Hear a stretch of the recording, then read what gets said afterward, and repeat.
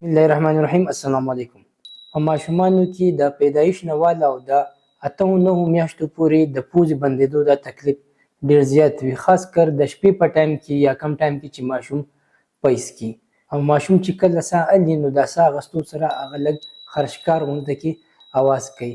اکثر موریانو ته د دې وجې نه غلط فهمي وي چې ماشوم سینه خرابه ده، خو دا د ماشوم سینه نه وي خرابه، خو د ماشوم پوزه بنده وي، د هغې د وجې نه هغه خرشکار کوي ساه اخیستو سره. اوس د ماشومانو کې د دې پوزې بندېدو وجوهات څه دي یا د دې علاج څه دی؟ نو دا ماشومانو کې د پوزې بندېدا د بیماری نه ده، بلکې څنګه چې ماشوم نور وجود وړوکی وي دغه شانتې د ماشوم د ساه د نالۍ تنګه وي، او دا د عمر سره څنګه چې ماشوم نور لویږي دغه شانتې د ساه د نالۍ هم ورو ورو کولاویږي او د ساه بندېدو دا تکلیف یا پوزې بندېدو دا تکلیف بیا ورو ورو ختم شي.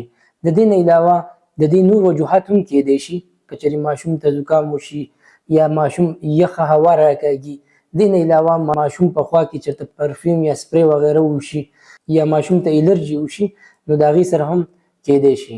اوس د دې علاج څه دی؟ نو د دې داسې محکمي علاج نشته، خو د ماشوم د عمر سیوا کېدو سره ورو ورو د هغه دا مسله ختمیږي. البته که ماشوم ته ډېر زیات تکلیف وي نو په دې کې سیلاین ډراپس چې کوم دي هغه په ټایم باندې ماشوم ته لږ آرام ورکولی شي. بلکې کور کې ان کیس ماشوم ته تکلیف ډېر زیات وي نو ماشوم ته د ګرمو اوبو بلاس کول د هغې سره هم د ماشوم تکلیف ښه کېدی شي، او د هغې نه علاوه ماشوم په ګرمو اوبو کې یو 15 منټه نیولو سره هم د هغه د پوزې د بندېدو تکلیف لږ کمیدی شي. په دې کې د ډاکټر سره د معاینې څه ضرورت نشته. البته که د پوزې بندېدو سره سره ماشوم خوراک نه کوي یا ماشوم ورسره ټمپریچر وي نو بیا پکې د ډاکټر سره معاینه کول پکار وي. خپلې دعاګانې په یاد ساتئ. الله حافظ.